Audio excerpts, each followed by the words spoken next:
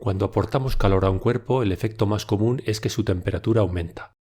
Se dice entonces que estamos cediéndole calor sensible al cuerpo.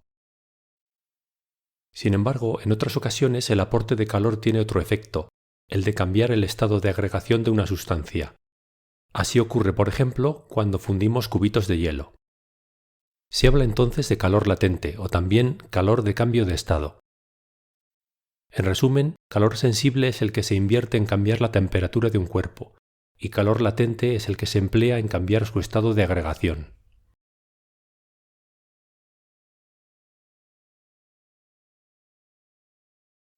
Consideremos un cuerpo cualquiera. Puede ser una sustancia pura o una mezcla de sustancias, como en el dibujo.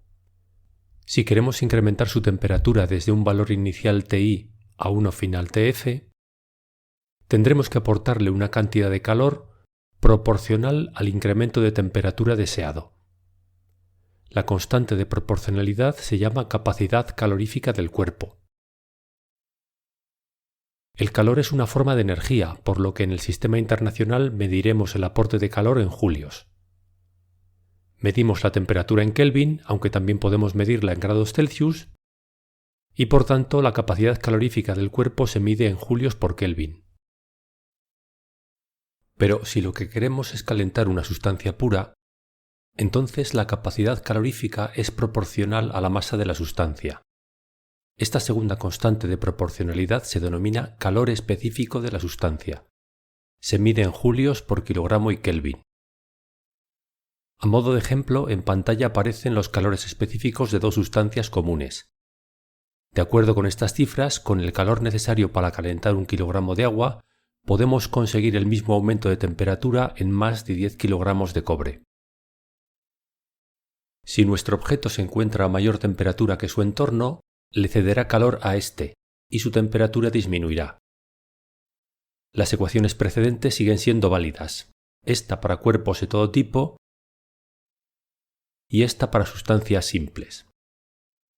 En ambos casos las ecuaciones arrojan resultados negativos, que interpretamos precisamente como cantidades de calor cedidas al entorno.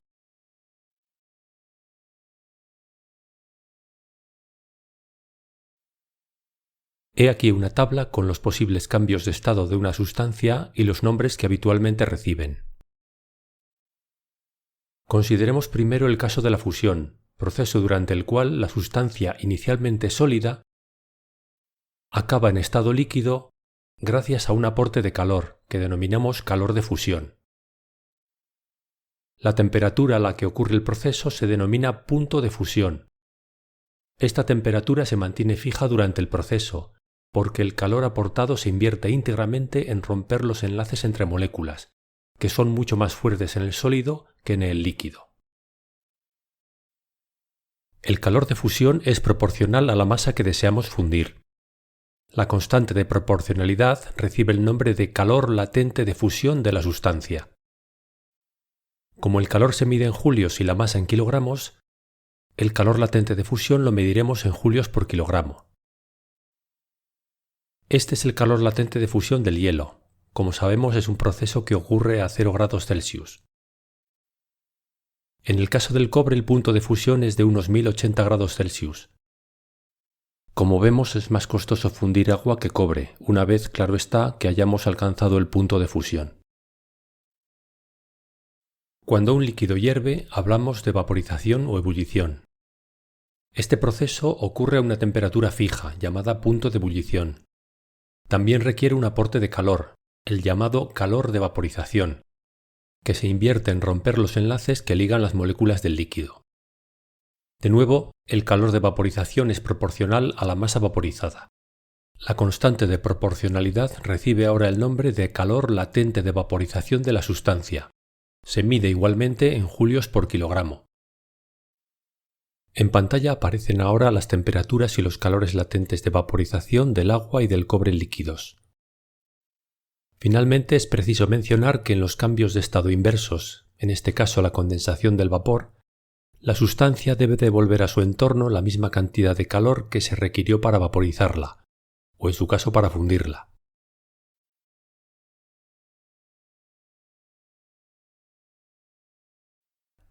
Hasta mediados del siglo XIX la naturaleza del calor no se comprendía bien. Por entonces las cantidades de calor se medían en calorías.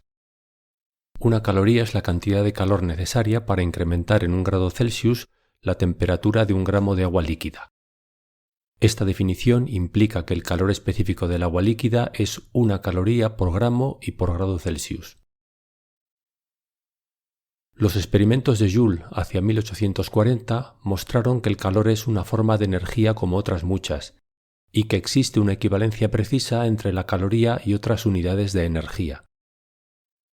Por esta y otras contribuciones, el sistema internacional dio mucho más tarde el nombre de Julio o Joule a su unidad de energía.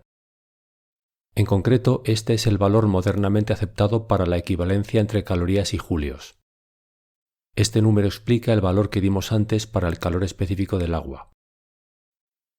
He aquí los calores latentes de fusión y vaporización del agua expresados ahora en calorías por gramo.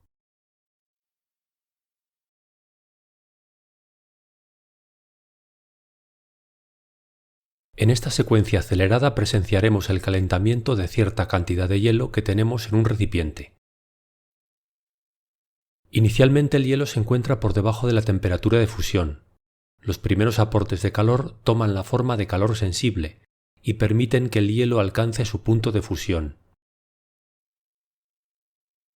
Una vez alcanzado este, los nuevos aportes pasan automáticamente a tomar la forma de calor de fusión, que va fundiendo progresivamente el hielo. Durante esta etapa coexisten, como vemos, las fases sólida y líquida, y la temperatura se mantiene fija en los 0 grados Celsius. Una vez fundido todo el hielo, la temperatura vuelve a aumentar, es decir, el aporte vuelve a tomar la forma de calor sensible. Al alcanzarse el punto de ebullición, el agua líquida comienza a hervir, es decir, el calor entregado vuelve a ser calor latente. La temperatura se mantiene fija en 100 grados Celsius mientras quede líquido en el recipiente. Ahora, como vemos, se ha vaporizado toda el agua.